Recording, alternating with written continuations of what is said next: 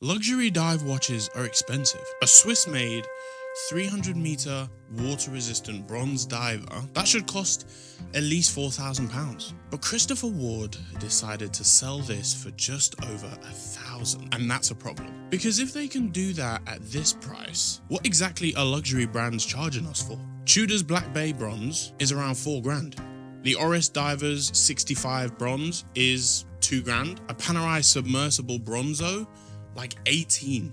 So if this Christopher Ward is offering all of that for a fraction of the price, there's only one question. Where did they cut corners? Something has to give, right? Maybe the movement, the build quality, maybe this thing just feels cheap on the wrist. Today, we're gonna break it all down until we find out the truth.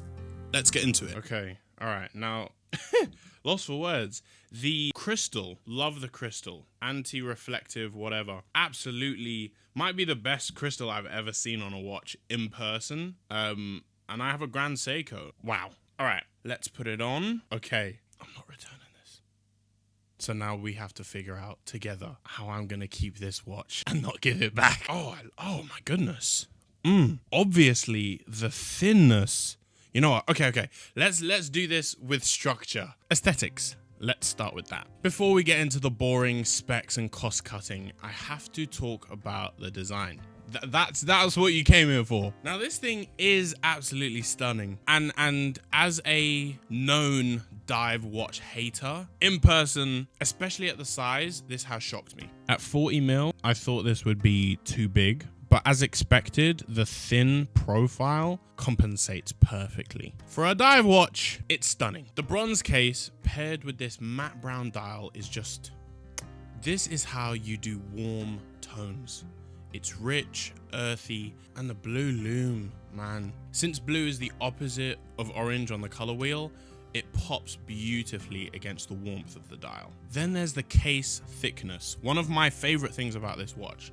11.5 millimeters. For a 300-meter diver, that is just, I don't even need to say how shockingly slim that is. For something at this spec with another brand, even luxury, you're expecting 13, 14 at least. I mean, the Tudor bronze is 14.6 millimeters. This watch doesn't have that typical chunky diver feel. Instead, it's sleek and actually sits under the cuff. This is definitely one of those divers that you can wear daily. Something that has stood out to me now that I'm seeing this in person is the glimmer of the hour markers as I rotate my wrist in the light. Now, beyond looks, let's talk about the build quality. Where did Christopher Ward cut corners? It's CUSN 6 grade bronze. I think similar to an alloy used in Tudor and Oris models, so no cost cutting there. The strap is flexible and comfortable, and nothing noticeably worse than the Tudors I have tried on and other brands in that price point. In fact, in some ways I would say this one is better. Sometimes affordable watches skimp on the crown, but here, the crown action is buttery smooth and it screws down with confidence. As expected. So no cheapness here. Let's keep digging. Okay, the movement. The movement is where I thought Christopher Ward might have cut some corners. Because at this price, you're not getting an in-house caliber.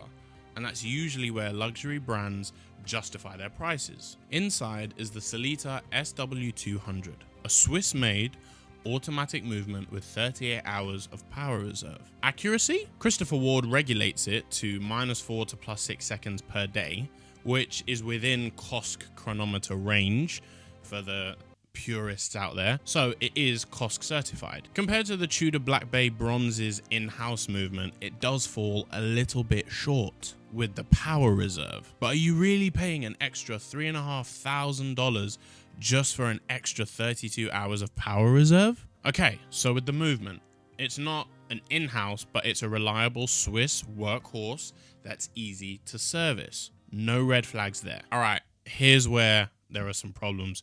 The water resistance, it has to be that. 300 meters of water resistance at this price. That must be where they are cutting corners. No, 120 click unidirectional bezel, precise, with minimal back play, and they gave it a ceramic insert, something even Tudor doesn't do at this price. The lume strength is a blue Super Luminova X1, brighter and longer lasting than standard lume, so no corners cut.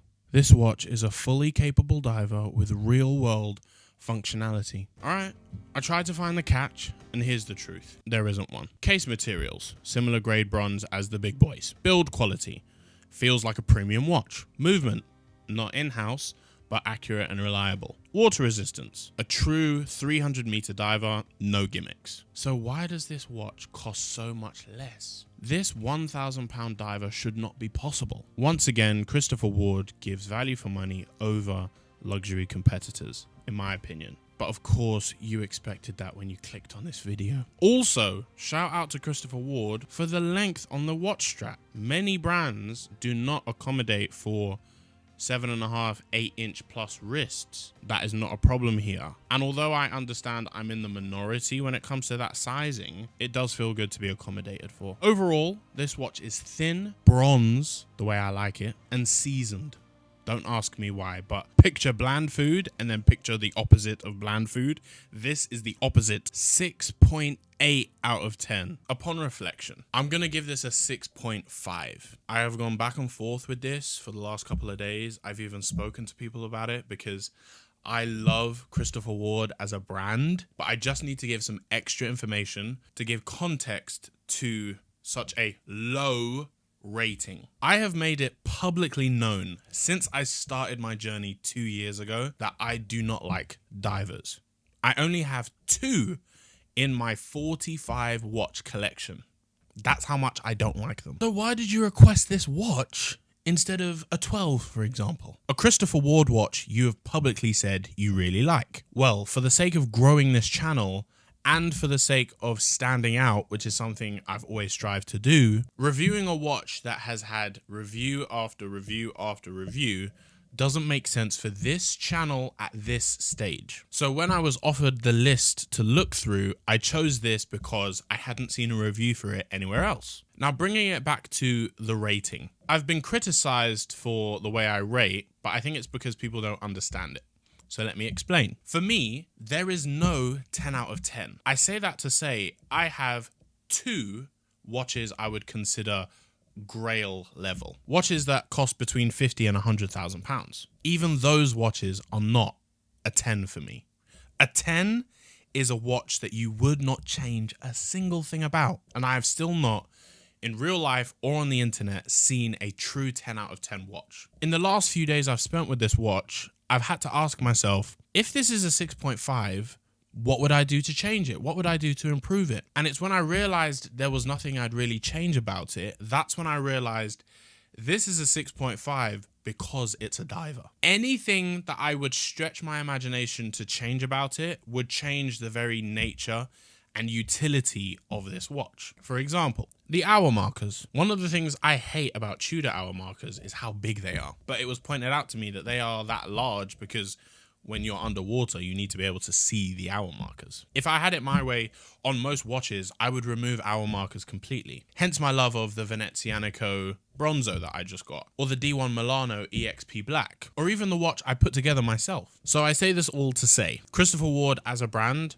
I am vocally a huge supporter of. I love the 12, I love the 12X. I've almost had dreams about the Bel Canto. This is a 6.5, and I would have to support it with the most cliche breakup line in history. It's not you, it's me. Hopefully Christopher Ward don't hate me, and hopefully they send me another watch in the future. As difficult as this has been, like, it's actually made me feel a bit sick over the last few days. I do need to be honest. Yeah, what a serious ending to this video. If you liked it, like the video. If you didn't, tell me why in the comments, and have a good rest of the day.